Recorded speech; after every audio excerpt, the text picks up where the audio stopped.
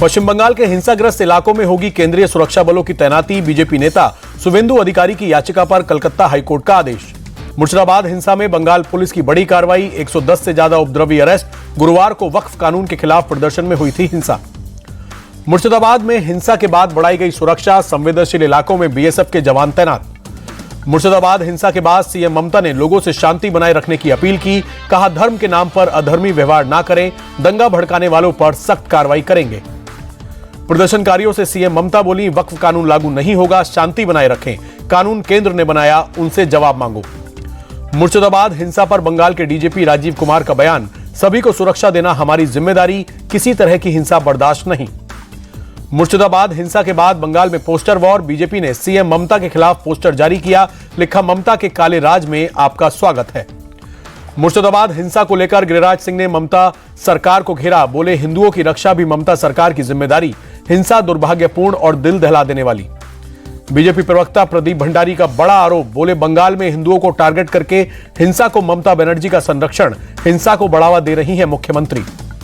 मुर्शिदाबाद हिंसा पर केंद्रीय मंत्री सुकांता मजमूदार बोले, बंगाल को बांग्लादेश बनाना चाहती हैं सीएम ममता, हिंदुओं को डराने की कोशिश हो रही है, सीएम के निर्देश पर पुलिस चुपचाप बैठी है। मुर्शिदाबाद हिंसा पर कांग्रेस नेता इमरान मसूद बोले, हम पूरी तरह हिंसा के खिलाफ, ये मुसलमानों की नहीं, देश के संविधान की लड़ाई, वक्फ कानून लाकर संविधान को रौंदा गया। आगरा में राणा सांगा की जयंती पर क्षत्रिय करणी सेना का शक्ति प्रदर्शन। स्वाभिमान रैली में लाठी डंडे और तलवारों से लैस होकर करीब 1 लाख कार्यकर्ता पहुंचे। प्रदर्शन के दौरान उग्र हुई करणी सेना, पुलिस की बात मानने से इनकार, सीधे सरकार से बातचीत की मांग पर अड़े प्रदर्शनकारी, मंच पर चढ़कर हंगामा। सपा सांसद रामजीलाल सुमन के राणा सांगा पर दिए विवादित बयान को लेकर करणी सेना में आक्रोश। सपा सांसद के घर बाहर पुलिस का पहरा। करणी सेना के प्रदर्शन पर रामजीलाल सुमन का पलटवार। बोले, देश में हिंसा स्वीकार नहीं की जा सकती, मुझे और मेरे परिवार को जान से मारने की धमकियां मिल रही हैं। राणा सांगा पर सपा सांसद के विवादित बयान पर केंद्रीय मंत्री एसपी सिंह बघेल बोले, उनके बयान से राष्ट्रवादियों की भावनाएं आहत हुई, उन्हें माफी मांगनी चाहिए। आगरा में करणी सेना के प्रदर्शन पर अखिलेश यादव का बड़ा बयान। बोले, करणी सेना नहीं, बीजेपी की सेना है, आगरा में जो हो रहा है उसके लिए सरकार जिम्मेदार।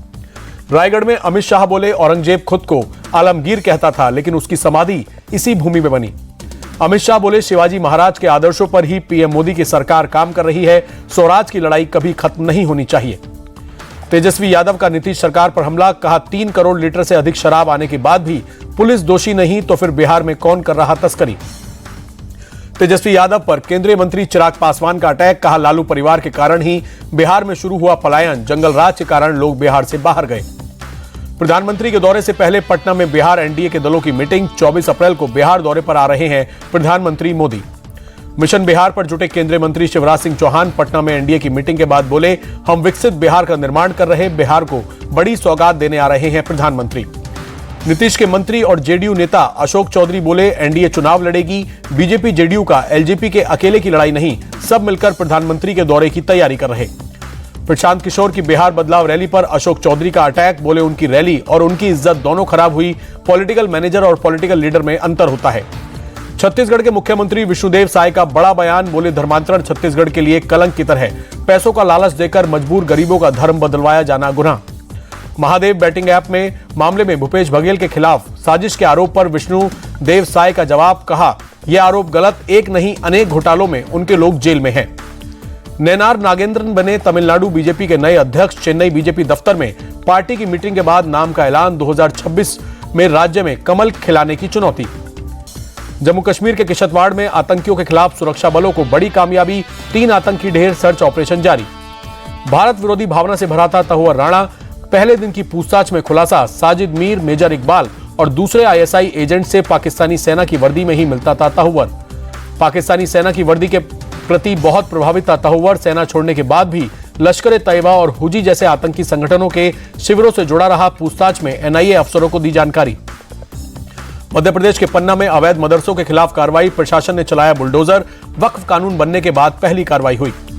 बिहार में आरजेडी विधायक रीतलाल यादव के घर पुलिस की छापेमारी। रंगदारी के आरोप में पुलिस ने रेड की। पटना पुलिस ने एसटीएफ और एटीएस के साथ मिलकर छापा मारा। 10.5 लाख कैश, 77.5 लाख के ब्लैंक चेक बरामद हुए। राज ठाकरे के बेटे अमित ठाकरे ने सीएम देवेंद्र फडणवीस को चिट्ठी लिखी। कहा, स्कूल कॉलेजों के नाम का साइन बोर्ड मराठी में लिखना अनिवार्य हो।